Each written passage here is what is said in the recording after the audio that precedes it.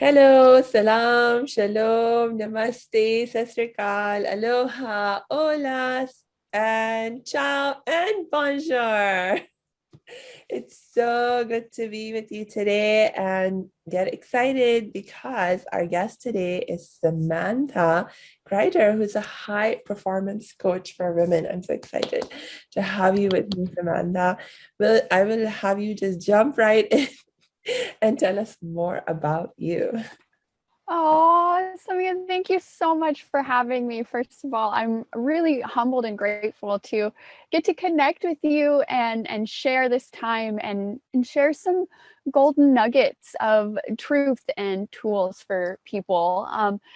Thank you for that intro and a little bit more about me. I am Samantha Grider, a high performance coach for women, and what that really is I help women to get the most out of their life by taking extreme responsibility and ownership for our choices and really getting the most out of life by doing that. And um, I'm an Arizonan, born and raised actually up in northern Arizona on this surprisingly rainy day.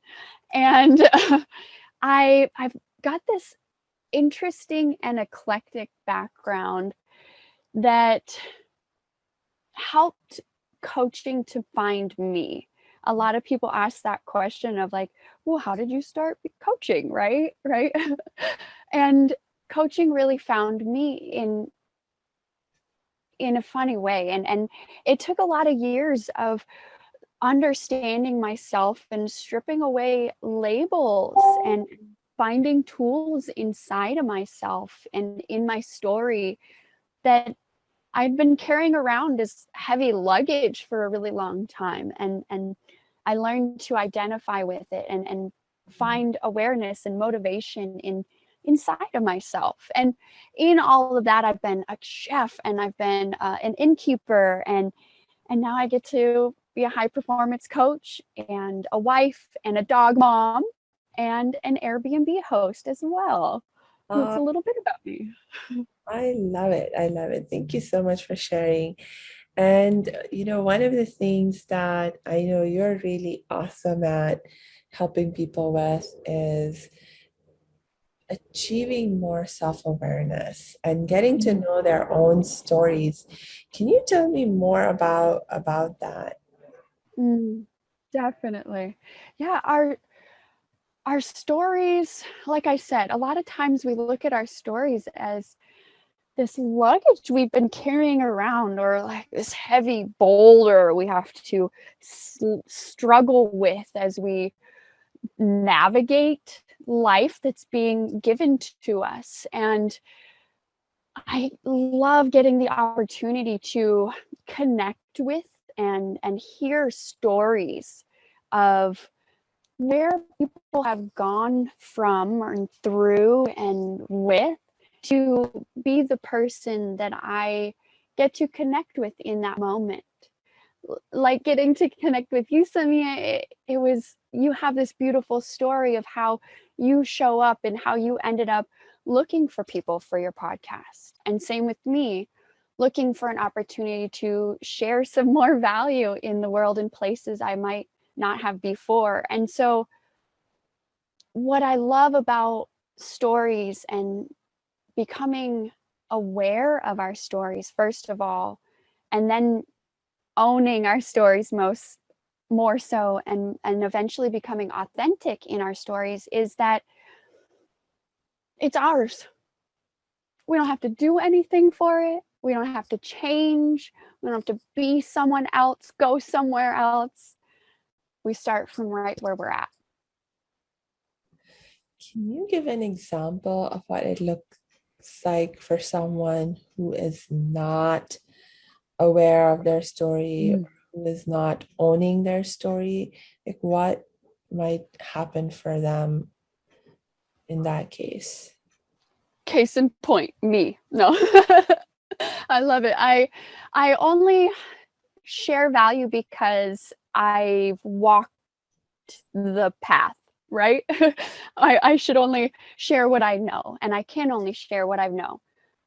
like I was saying, we all have a journey that we've gone through. And so I found these nuggets and tools that have helped me to understand how blind and unaware I was.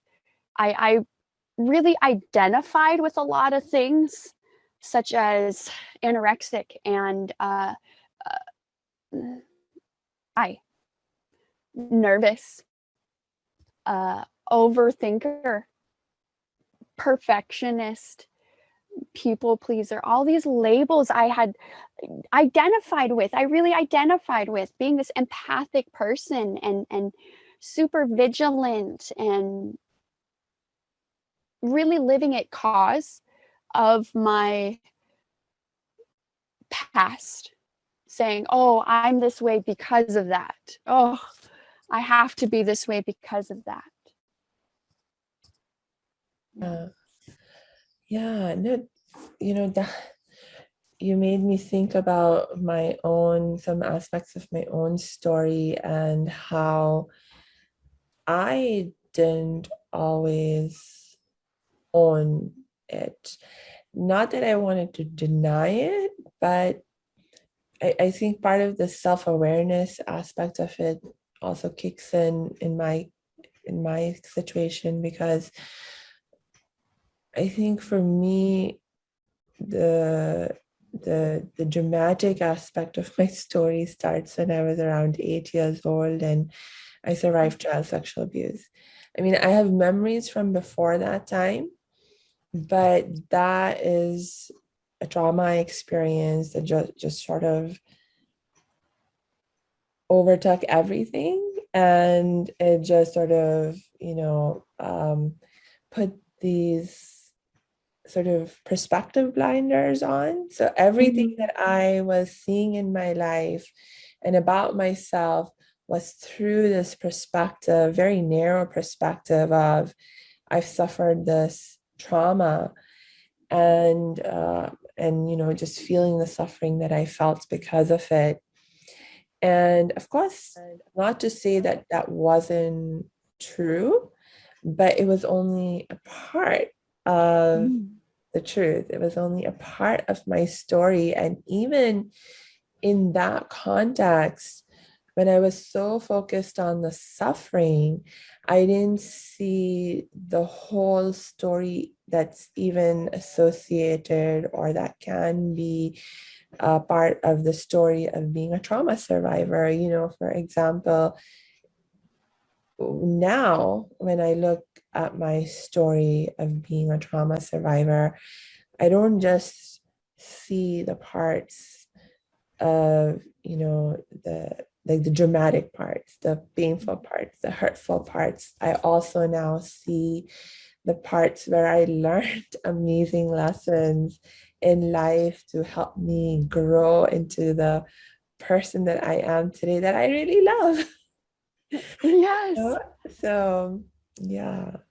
I love that aspect you brought out. It's that silly cliche of hindsight's 2020. When we look back over, and I think an aspect of aware that you were asking of is, like you're saying, looking back over in non-judgment and with more of like appreciation for it, of like I that is how I got to here, versus that like, oh, I had to go through that. Yeah. Oh, I love too how you highlighted that the blinders and how we don't even know what we don't know. Our minds are so amazing. Oh, yeah. And that's why self-awareness is so important. Like if you don't even have awareness, you don't have self-awareness, how can you even begin to create change in your life? I mean, you can try to create change, but if you don't fully understand yourself, you don't fully understand the situation that you're in, you're going to struggle to find the right solution. exactly. That's one of like the best and the worst things about coaching, because like we just said, we don't know what we don't know. And then we start to illuminate all these things of like, okay, we know what we don't know. And now we have to make the choices to do the things now that we know. And it's learning how to create that fun and enjoyment and curiosity, really, of like, whoa, how did I get here? Really? All that made this? Whoa. And then in coaching, my favorite part is how we take all of that, like, whoa feeling, and we start to understand, like, okay, we want to move forward. We want to, like you were saying, how do we know we're having fun? For a long time myself, I like waking up, it was like this feeling of, do I like that? Do I like getting up at 6 a.m. or maybe I like getting up at 6:15, like what, how do we start figuring out what we actually like? It sounds so simple. However, it's not that easy. Yes. Oh my gosh, you just made me think of this movie, The Runaway Bride. And I there's, don't think you have not? Okay, wait. I'm terrible with names, but it has this very famous actress. Anyway, the storyline of this movie, if I'm not messing it up, I saw it a long time ago, is that there's this lady who is infamous for running away from her wedding on the day of her wedding. So she gets engaged, she gets to her wedding day, and then she runs away. And it keeps happening. And every time, the person she gets engaged to, they're like, no, no, this time, I'm convinced she really loves me and we'll make this work. And this is true love. This is it. But every time she runs away. And um, and so there's this reporter fellow who hears about what's happening with this person, and he's like, I'm going to do a bigger story on her. And and so he comes to meet her. He ends up falling in love with her. They end up getting engaged, and he's like also thinking, this is it. She really loves me, and we're really going to make this work. Because unlike all these other fools before me, I really know her. I really oh know. no. And then it's their wedding day and she runs away again. Oh no. And this time there's something different happens because she eventually comes back to him, and she actually proposes to him, and she's like, now I'm ready. I'm ready to get married to you and commit to you. And he's like, what changed? What's different? And the core lesson of this movie was that the heroine, she says, you are right. None of those other guys knew me. I was always acting. I was just always being who I thought they wanted me to be. And therefore, when it came time to actually commit to being with them, I couldn't do it. Like there's something in my heart that wouldn't let me do it.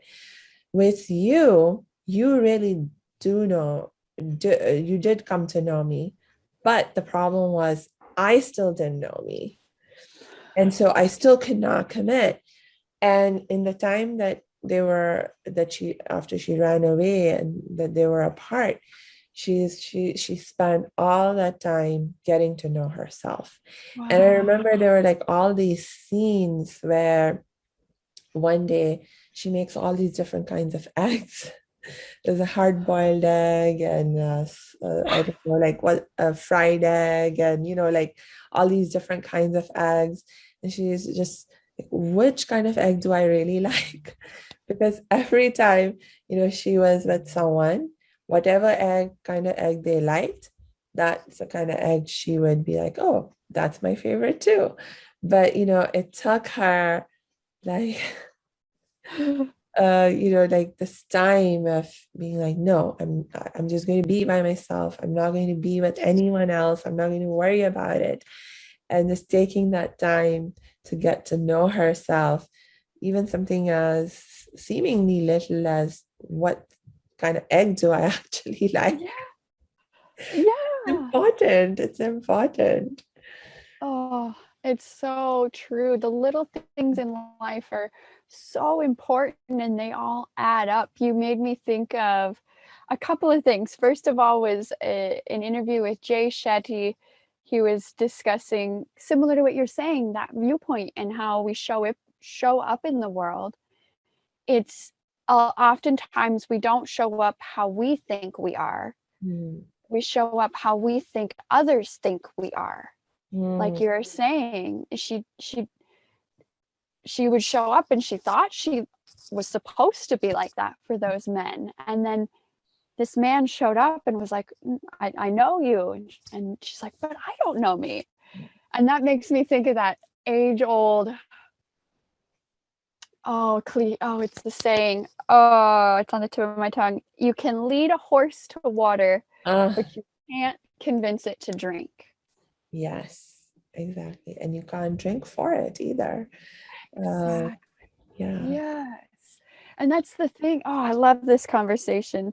That's the thing about change makers and being aware of ourselves. It all starts within, and understanding ourselves. That I have to go watch that movie now. That's such a beautiful representation of what I love about coaching, because it's so true. We have our stories start from the day we're born.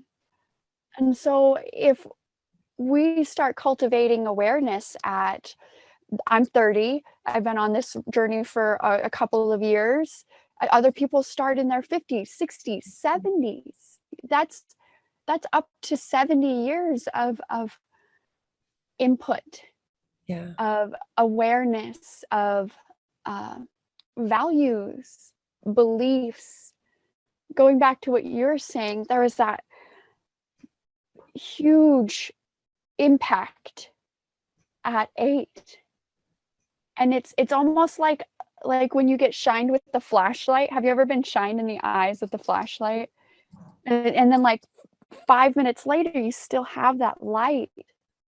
And life is like that, where this something happens to us and we have all these feelings, and then we keep moving forward in life because it all keeps happening, and so we have all these values and inputs and things, and our brains are so amazing how the values we create in our little people when we're 5 and 4, and so these values turn into beliefs Yeah. that we start to carry with us, right? I'm sure in your journey with the beliefs you made at 8, you've worked through to be who you are today with me. And Yes. Yeah. No, for sure. For sure. yeah, yeah, Yeah. and it's from those beliefs too. I work with my clients on this. It's from the beliefs that come from our values that we get these motivators Yeah. to get us to go in any direction, fight, flight, or freeze. And that is where the behaviors start coming from. And we, for me, I can only speak from my own story. I was a freezer of like, and that's where my people pleasing would come in and be like, oh, okay, what can I do to make this better? Ooh, I don't, ooh. Yeah. Oh, that's a similarity between you and me. Like I use the language of being a conflict avoider. Like I hated drama with a passion. Like I couldn't tolerate any drama at all, even like simple little little emotional things, I just couldn't handle it. I mean, and wow, it had huge impact on my life, and I didn't realize it was Mm. actually all tied up with the trauma response because uh like when you experience a trauma, like different people will respond differently. Every survivor responds differently. And so the way that I reacted was connected to my personality type, and so I even prior to experiencing the trauma that I did, I was, let's say, lower on the emotional intelligence scale than a lot of people. I didn't necessarily have very healthy skills to be able to cope with my emotions. And so when I experienced that huge trauma, and then I had all these really intense emotions, I certainly couldn't handle those. And so my best strategy that my 8-year-old brain could come up with was to repress and to deny and to just try to avoid anything that triggered, that sense of suffering. And so, like that was one of the reasons I got so quiet and so withdrawn, Mm. the aftermath of the trauma that I experienced. And I continued like that for like the next 2 decades. Like I Mm. had no friends. I couldn't make any new friends or keep any friends because, like, or even in my own family, I was always just keeping to myself and by myself because to interact with people, like you can't avoid emotions. Right. You can't avoid emotions. And so I was like just avoiding interaction with people. And it's just a very sad way to be, but it was the best I could do until I developed those skills that I needed to cope with my own emotions. And I remember one of the most scary things I did was because I knew I had this problem. I like forced myself to sign up to go through training to become a crisis counselor on a domestic violence sexual assault hotline.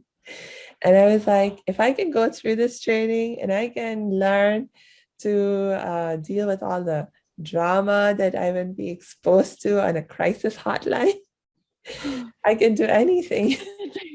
It was like so scary to go through, like just the sign up process. I was like, oh no, what am I doing?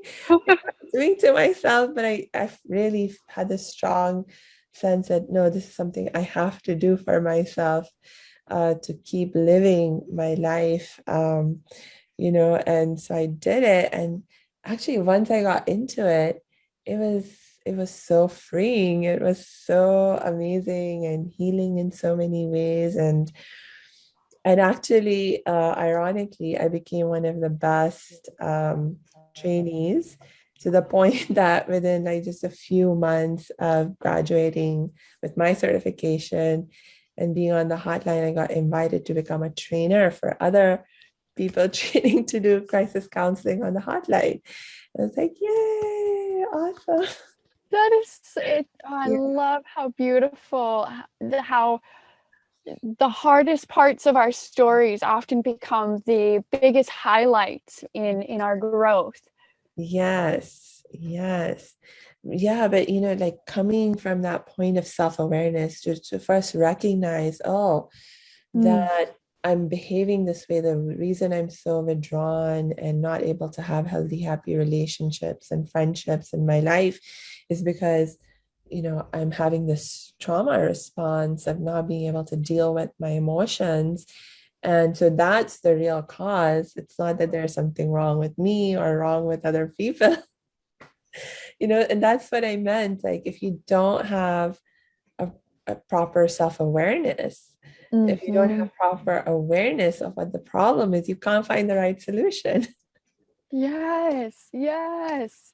I love what you were saying too about the emotions that come up. I feel like for me and mine, the emotions would come up And like you're saying, my brain was like, nope, shut down. And then I get into adulthood, and like you're saying, you matter your time with for a long time, but you can't please everybody. It's like, whoa, my brain just like exploded when I wrapped my brain around that and was like, okay, I have to figure out and navigate life pleasing myself, and everything else will fall around that. And yeah, and really coming back to that self-awareness, that for me it was like, the sadness isn't going to last forever.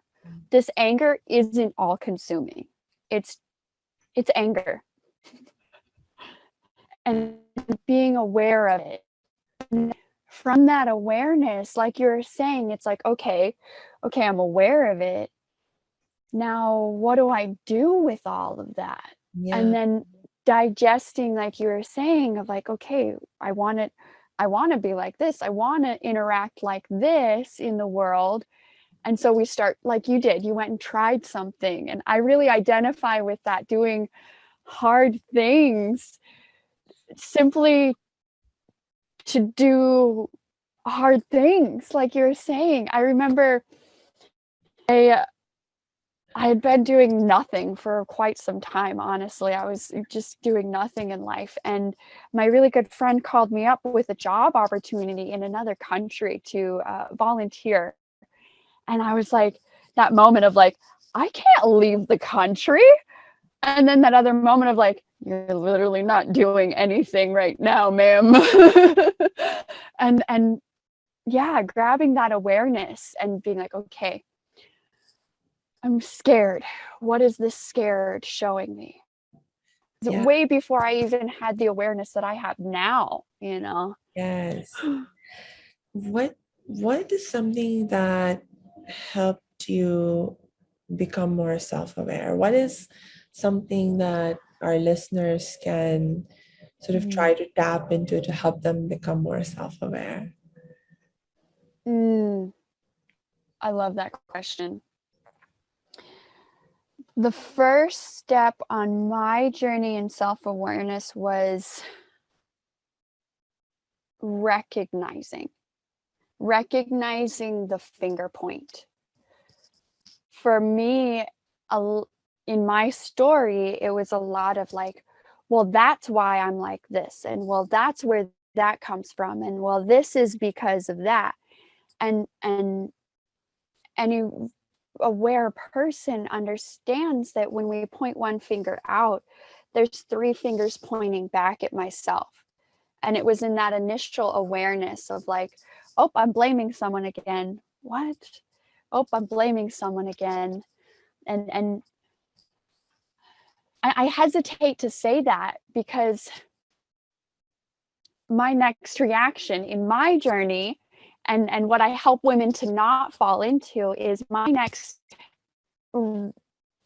step was to react to that. I was like, I'm pointing the finger, oh, judgment, and that's wrong, and don't do that. And so part of me hesitates to say that the first step is recognizing the finger pointing. However, like where I started, a lot of us have that awareness and that label that we have all this luggage to slug along with us. And it's that awareness, again, initial awareness that I'm blaming my luggage again. I'm pointing a finger again. It seems so simple, but it's not as easy as it sounds. Yes, but I love what you just said about, even if you are not able to diagnose the cause or the root cause of why you're having a problem, the fact that you're experiencing a problem, the fact that you're feeling that heaviness of that luggage that you're carrying, that's a point of self-awareness in itself. It's like, oh, I have this weight on me.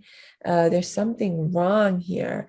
That can actually in itself be a point of self-awareness. And then, like you were saying earlier, it's about curiosity. Get curious and be like, why is this on me? What can I do to get rid of it?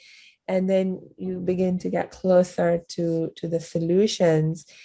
And I also really loved what you said about the finger point thingy. I will tell you, as a happiness expert, one of the hugest lessons that I've learned in my life and that I now teach, and I feel so excited actually to be able to teach, is this exact problem with the all the judgments that we carry and how that ruins our happiness.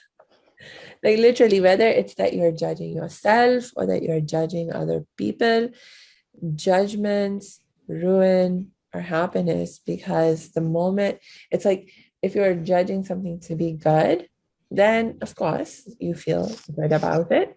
But you judge something to be bad, you then feel bad about it. And as long as you have a judgmental mindset, you'll always be judging things. There will always be things around you that you will be able to judge as bad if you choose to have, a judgmental perspective. And so there will always be things that will be around you, or happening with you or to you or within you, that are there and making you unhappy. And so if you really don't want to be unhappy in your life, one of the things you have to get rid of is this judgmental mindset. Oh my gosh. But then, like you were saying, it can be hard to get rid of the judgmental mindset, because one of the triggers that I know I experienced is, like, when I realized how much I was judging other people, then I started judging myself for judging other people. For judging others, exactly. Right? And so then then you're like, oh no, then you start feeling bad about yourself. And I don't want to feel bad about myself. So then what do I do? Do I just start avoiding and try suppressing all of these uncomfortable feelings and realizations? What do I do then? Right? It's this like doubt, this snowball effect of like, Yeah. uh-oh, I'm judging. Oh no, I have to stop judging. Oh no, I'm judging myself for judging. Oh no, I have to stop judging myself for judging them, but I'm judging oh my gosh, how do I get out of this judgment cycle? Oh my golly. I love what you're pointing out too. And I was just talking to my mother earlier this morning, and my coaches even earlier this morning. It's been a very early day today. And it's how our brains are path wired. It's kind of like walking through a forest. You walk the same path through a forest, that pathway becomes really trodden, really clear. And say we don't walk on that path for a little while. Some grass grows over it, some vines grow over it. However, a well-trodden path will always be slightly visible, so we can pretty easily return to that path. And that's the same with our habits. We think, oh, I'm going to do a 30-day challenge and I won't eat chocolate for the rest of my life. However, you're 37 years old and you've been addicted to chocolate for 15 of those years. And we expect these things to just, lickety split, disappear on us. And I love how you brought up, it's like these things are a part of us. And so we want to grow with the change. I love using the word pivot rather than change, because we are perfect. We're perfect just where we are. We'd like to be slightly better for ourselves. However, that doesn't mean we need to become a whole new reinvented woman, right? We can slightly pivot towards something and put on an outfit that makes us feel good, or maybe choose a glass of water instead of an extra coffee. Or it's these coming back to get back onto our own story. And it's this, that you and I were talking about this, that pre-step towards getting out of the judgment zone on ourselves. And I was just talking yesterday to somebody about how when we get out of the judgment zone of our own story and cultivate awareness, eventually we cultivate confidence. And so we're no longer at effect of life where the story is just happening. We have confidence in after awareness and acceptance, and then awareness and confidence. Then we start to write pages of our own story. Yeah. Because at the end of the day, life is a choice. We get to choose either being at cause of whatever's happening, life keeps going, I don't know if anybody noticed, or choosing we want to respond and show up. Yeah. That I want to keep talking, and it's time to start wrapping up, but that's a beautiful, beautiful note to wrap up, at least for right now. And I just want to thank you again so much for being here with us today, Samantha, and giving of yourself so generously and with so much love. And, I will look forward to having you come back and join us again. I'm so excited. I love discussing with you and diving in deep on the truth and the gold in life. Yes, yes. So for sure, let's bring you back and continue to dig deeper.